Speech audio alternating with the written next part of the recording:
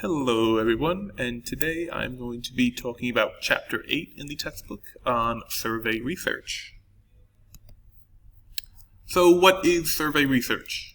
Survey research involves collecting data to test hypotheses or to answer questions about people's opinion on some problem or issue. This is usually completed by distributing and collecting surveys to a given population. A survey is an instrument to collect data that describes one or more characteristic of a specific population. The types of surveys. So there are two different types of surveys. We have a sample survey, where information is gathered by sampling a population. This can be from simple random sampling or stratified sampling or any of the other sampling ways that we learned in the previous chapter. And this could also just be a census survey. So this is where the researcher goes around and asks each person in a given population the same question to kind of understand how a population as a whole feels about a certain problem. So conducting survey research. The way that we conduct survey research is usually through questionnaires, or a written collection of survey questions that is answered by a selected group of research participants.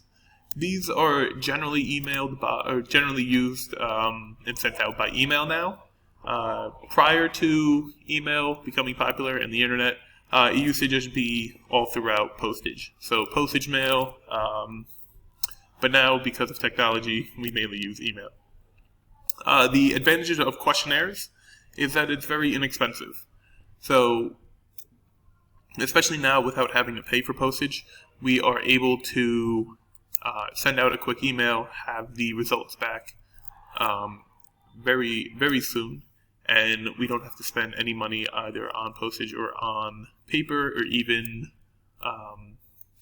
the researchers spending their time or hiring someone else to conduct this like an interview, which we will be talking about in just 1 minute.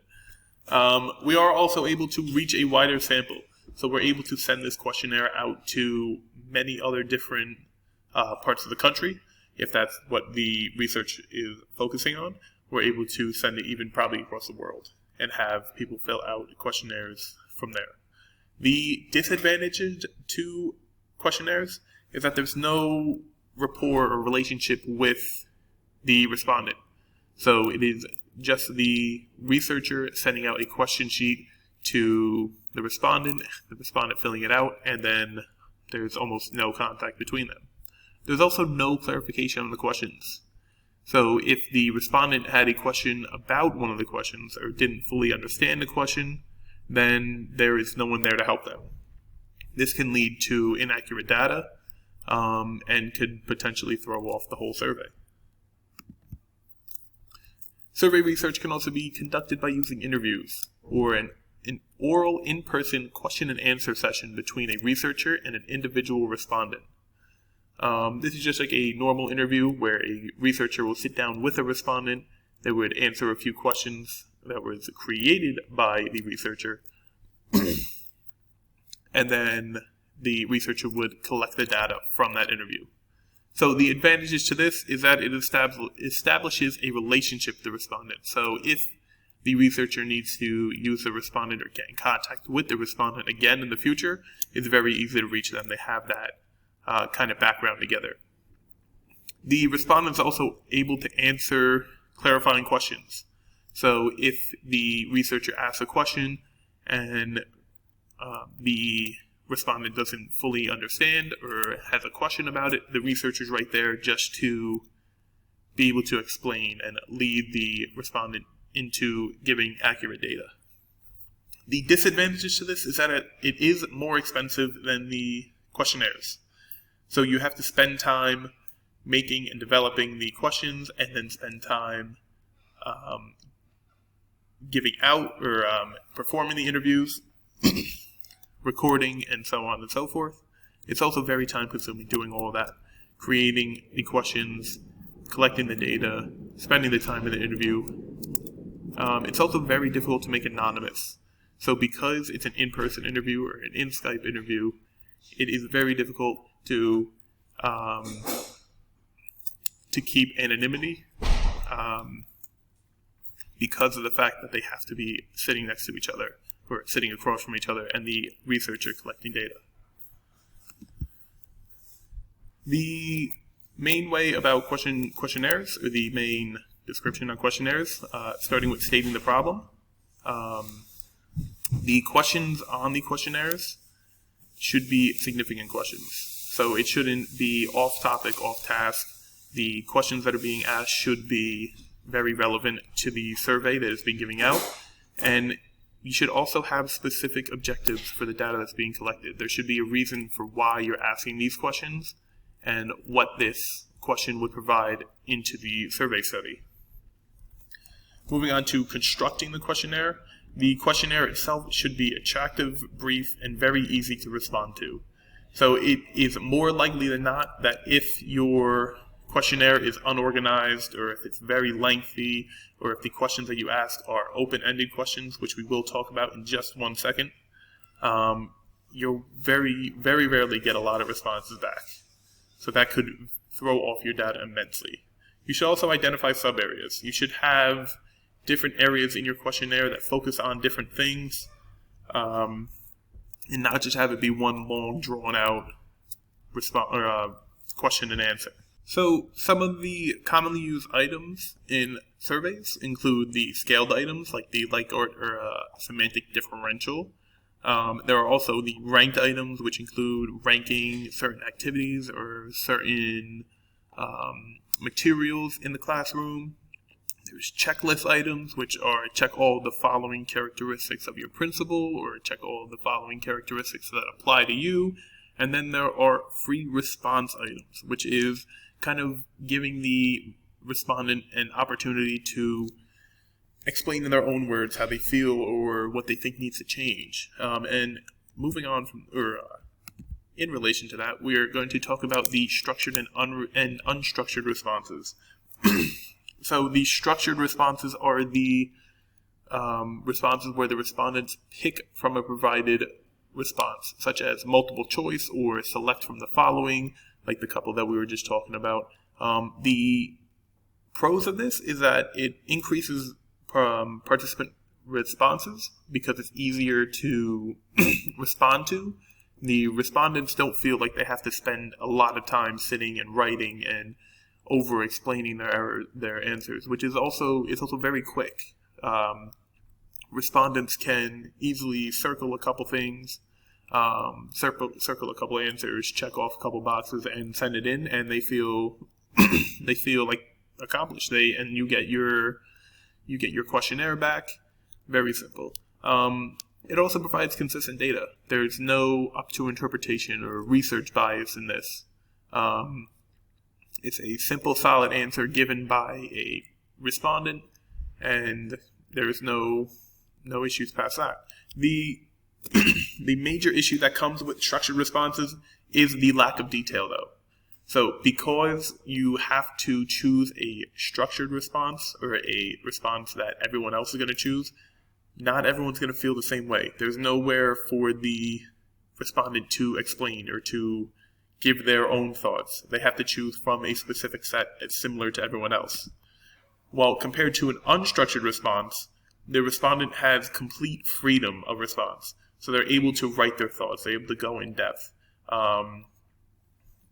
It's very simple it's much easier for them to truly tell how they feel rather than choosing one of the options that they may apply to. The con of this is that you see fewer questionnaires get returned. A lot of the respondents don't have the time or lose motivation completing these responses because of how lengthy of answers they have to write. It's no longer as simple as checking a couple boxes or picking which items apply to them. It could also lead to unclear or useless responses. A respondent might not understand the question fully, or might interpret the question differently from what you want, and then that questionnaire is kind of thrown out. That question on that questionnaire is thrown out. You didn't get good data from that. It's also very time consuming, not only for the for the respondent, but also for the researcher. the researcher has to spend time going through each of the responses and isn't able to use a sheet like a Scantron sheet where they're able to just input the answers and be done with it. They have to gather the data themselves. They have to read it and interpret it for themselves. A couple guidelines for questionnaires when you're making your questionnaire is to only include items that are relevant or that relate to the objective in your study. So don't just have random questions or ask basically random questions anywhere. Make sure that it aligns with the objective of the study. It's also important to collect demographic information about the sample if that's what you're going to use in your questionnaire. So when you are creating your questionnaire, make sure that if demographics are a big part, if the race, ethnicity, socioeconomic, or the location of a questionnaire is important to your survey, it's important to add it into the questionnaire. You should also focus each question on a single concept. Don't ask multiple questions in the same question and only give one response, because it's very possible that a respondent might feel one way about one of the questions and another way about the other. It's very difficult for them to then answer that question. Include a point of reference to guide your respondents in answering questions. So don't just leave it up to interpretation. Give the respondent a kind of a point of reference or a comparison to how they are compared to how their colleagues are, or how they are compared to how the students are. Avoid leading questions. So don't try and lead the respondent into the data that you want to receive. Ask non-biased questions. Avoid researcher bias. And finally, avoid sensitive questions that the respondent may not want to answer or may not answer honestly. They might feel one way about a question that you ask and answer differently. In the end of this research, there was a survey research that was completed discussing if the teachers felt that the state and the district reading initiative was effective, if it gave sufficient support to them. In the research, they found that they were not being supported correctly. So in the graph below, the literacy initiative of the district was ascribed to the teachers. They were split 50-50. Half of them agreed, half of the others disagreed. They also felt that the workshops provided by the school district was not very good. Over 66% of the teachers that responded found that the workshop provided by the school district was not as good as the one that was provided by the state. The workshop provided by the state had a little bit better of a return. They felt that the workshop was much better for them, but the teachers overall agreed that the state workshop was better, but not by much. Okay, and that's all. Thank you.